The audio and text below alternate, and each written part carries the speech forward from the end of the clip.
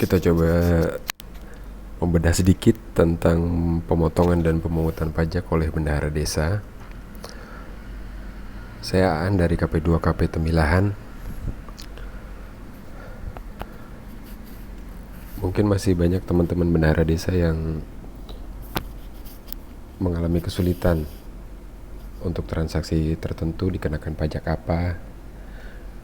Semoga video ini sedikit membantu. Yang pertama, jenis pajak yang dipungut atau dipotong oleh bendahara itu ada dua jenis. Yang pertama PPN. PPN itu adalah pajak konsumsi. Jadi artinya dia ditanggung oleh pihak yang melakukan konsumsi atau yang melakukan pembelian. Maka PPN ini ditanggung oleh desa selaku pembeli. Kemudian PPH itu ditanggung oleh rekanan, karena pajak penghasilan ditanggung oleh orang yang menerima tambahan penghasilan. Siapa yang dapat penghasilan pada saat desa bertransaksi? Dia adalah rekanan atau toko. Jadi PPN ditanggung oleh desa, kemudian PPH ditanggung oleh rekanan. Tapi dua-duanya, baik PPN maupun PPH ini, penyetorannya dilakukan oleh desa atau oleh bendahara desa. Mungkin sampai sini jelas dulu ya. Jadi ada dua jenis pajak, ada PPN dan ada PPH. Walaupun sama-sama disetorkan oleh desa, tetapi penanggung pajaknya, yang kebebanan pajaknya itu beda. PPN itu adalah tanggungan desa selaku pembeli, kemudian PPH itu tanggungan rekanan atau tanggungan toko selaku pihak yang menerima penghasilan. Ini kita ambil contoh kasus. Ada pembelian, mungkin Bapak Ibu udah akrab ya dengan kwitansi ini. Sudah diterima dari Kaur Keuangan sebesar 3,5 juta untuk di sini pembelian kain kafan 4 bal. Kemudian di bawah situ udah ada keterangannya, dari nilai 3,5 juta itu ada PPN 346.000, ada PPH 47.000, kemudian yang dibayarkan ke rekanan ke toko adalah 3,1 juta. Dari transaksi ini proporsinya seperti apa? Duit 3,5 juta itu pembagiannya seperti apa? Yang pertama ada porsinya pajak, porsinya negara. Di situ ada PPN, PPN-nya 12% dari DPP PPN, nilainya 346.000. Kemudian ada PPH pasal 22, 1,5% dari DPP PPH 47.000. Kemudian yang porsi kedua adalah porsinya rekanan.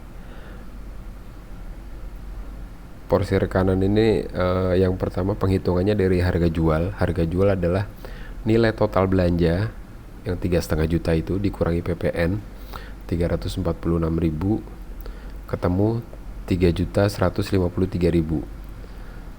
Kemudian dikurangi dengan PPH pasal 22. Kita ingat yang tadi kan, PPH itu tanggungannya toko, tanggungannya vendor. Jadi 3,1 juta itu dikurangi lagi 47.000, ketemulah yang dibayarkan ke rekanan 3.105.000. Kalau misalnya kita total pembayaran pajak dan pembayaran ke rekanan 394 ditambah 3,1 juta, ketemulah angka bulatnya 3,5 juta. Nah, tadi 346 itu penghitungannya seperti apa? Penghitungan PPN itu seperti apa? Nah, tadi kan nilai belanjanya 3,5 juta. Kemudian PPN itu 12% dari DPP PPN, dari dasar pengenaan pajak PPN. Cara menghitung DPP PPN seperti apa? Itu udah tertulis di situ, 11/12 kali 100/11 kali nilai belanja, atau 11/12 kali 100/111 dikali 3,5 juta. Hasilnya adalah 2,8 juta. Kemudian 2,8 juta itu dikalikan 12%, ketemulah angka 346.847. Kemudian PPh-nya seperti apa hitungannya? Yang pertama kita harus nyari dasar pengenaan pajak atau DPP PPh tadi ya. Dasar pengenaan pajaknya itu 100 per 111 dikali nilai belanja dikali 3,5 juta. Ketemu angka 3,1 juta. Kemudian PPh-nya 1,5% kali 3,1 juta, keluarlah hasilnya 47.297. Nah, ini mungkin teman-teman perlu perhatikan ya. Angka yang dimasukkan di Ibu Pot Kortek itu bukan total belanja, bukan yang 3,5 juta, tapi DPP PPh, yaitu yang 3,1 juta. Ini kadang-kadang teman-teman bendahara suka ada beberapa yang salah dalam melakukan ini. Kemudian kita masuk ke materi berikutnya. Belanja desa itu apa aja sih, pengenaan pajaknya seperti apa? Ini coba kita buat secara sederhana ya. Belanja desa yang pertama itu adalah belanja barang. Belanja barang pengenaan pajaknya seperti apa? Nah, di sini ada dua jenis ya. Yang pertama belanja barang sampai dengan 2 juta, sampai dengan maksimal 2 juta. Itu tidak dikenakan, tidak dipungut PPN, juga tidak dipotong PPh pasal 22. Bukan berarti bebas pajak, bukan. Tetapi pengenaan pajaknya diserahkan ke vendor masing-masing, diserahkan ke toko. Jadi kewajiban perpajakannya tidak ada di bendahara, tapi di toko. Sementara untuk yang pembelanjaan di atas 2 juta, itu pengenaan pajaknya adalah PPN dan PPh pasal 22. Itu kategori pertama. Kategori kedua, belanja jasa.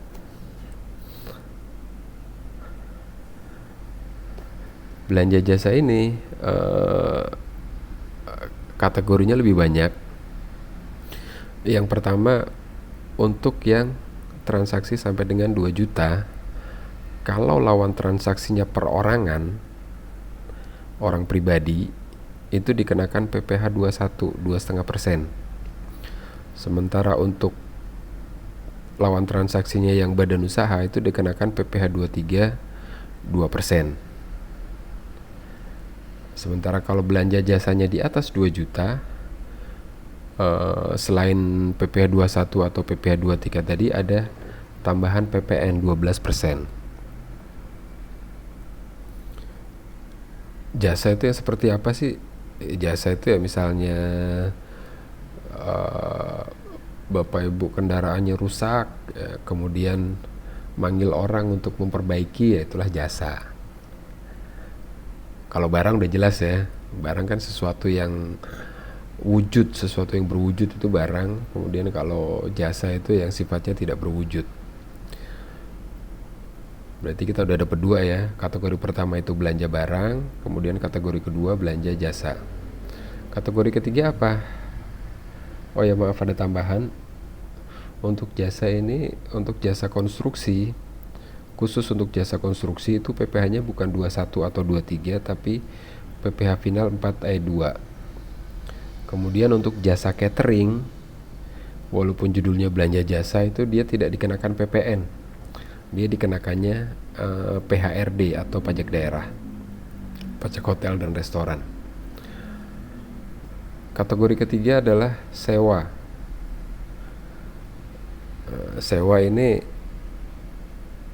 secara garis besar terbagi dua, yaitu sewa tanah dan bangunan, kemudian yang kedua sewa selain tanah dan bangunan. Untuk sewa tanah dan bangunan ini pengenaan PPh-nya PPh final 10%. Sementara untuk sewa selain tanah dan bangunan 2%.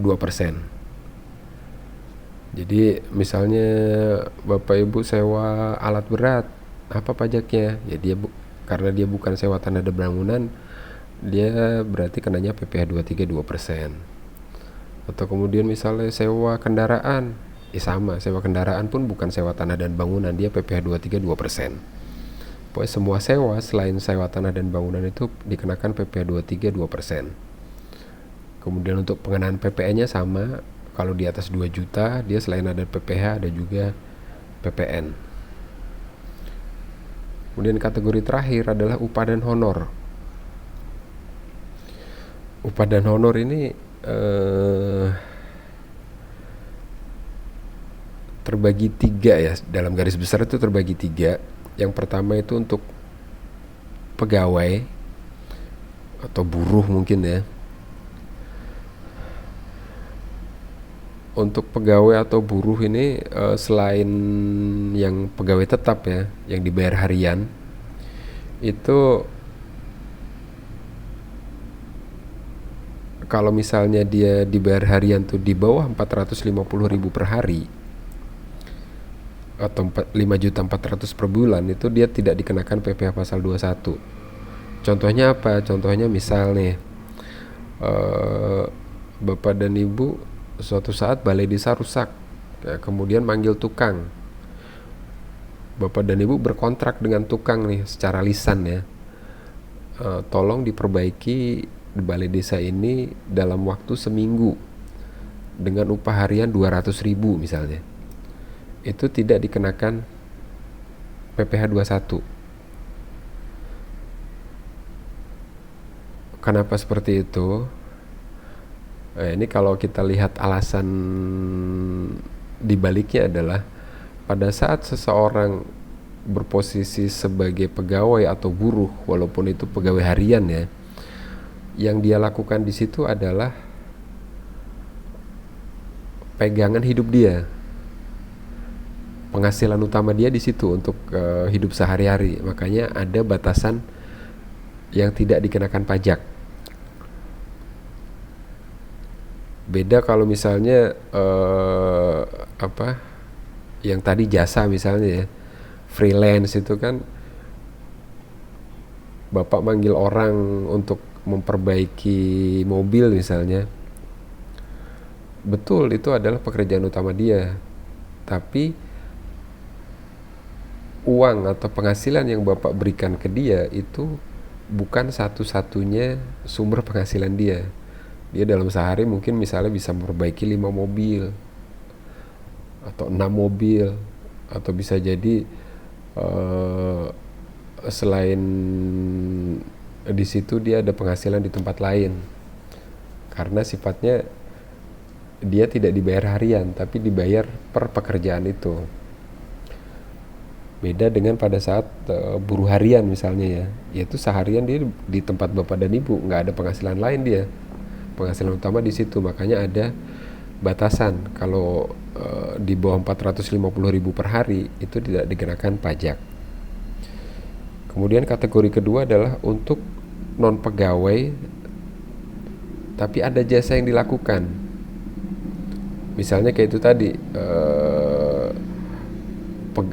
perorangan, orang pribadi yang datang ke tempat ibu memberikan jasa kemudian dibayar. Atau misalnya seseorang Bapak Ibu undang sebagai narasumber, itu dia statusnya non pegawai, ada jasa yang dilakukan, itu PPh 21 2,5%. Kemudian kategori ketiga adalah non pegawai dan tidak ada jasa yang dilakukan. Jadi misalnya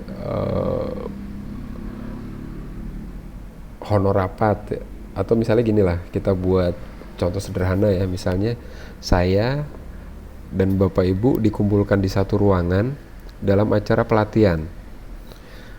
Saya memberikan pelatihan, saya sebagai narasumber, kemudian Bapak dan Ibu sebagai peserta. Setelah acara selesai, masing-masing orang nih, semua orang yang ada di situ dikasih honor 100.000. Pemotongan pajaknya akan beda. Saya sebagai narasumber, karena ada jasa yang saya berikan, saya akan dipotong 2,5%, saya dipotong 2.500. Sementara Bapak dan Ibu sebagai peserta yang mengikuti pelatihan akan dipotong 5%, karena tidak ada jasa yang Bapak Ibu berikan. Tiga jenis itu tadi untuk yang non PNS ya Bapak Ibu ya. Kalau misalnya untuk PNS itu tarifnya diatur di aturan tersendiri. Dia golongan 2 itu 0%, golongan 3 5%, dan golongan 4 15%. Ya, kurang lebih itu Bapak dan Ibu 4 jenis belanja desa. Jadi yang pertama itu adalah belanja barang, kedua belanja jasa, yang ketiga sewa, dan yang terakhir upah atau honor. Semoga membantu. Terima kasih.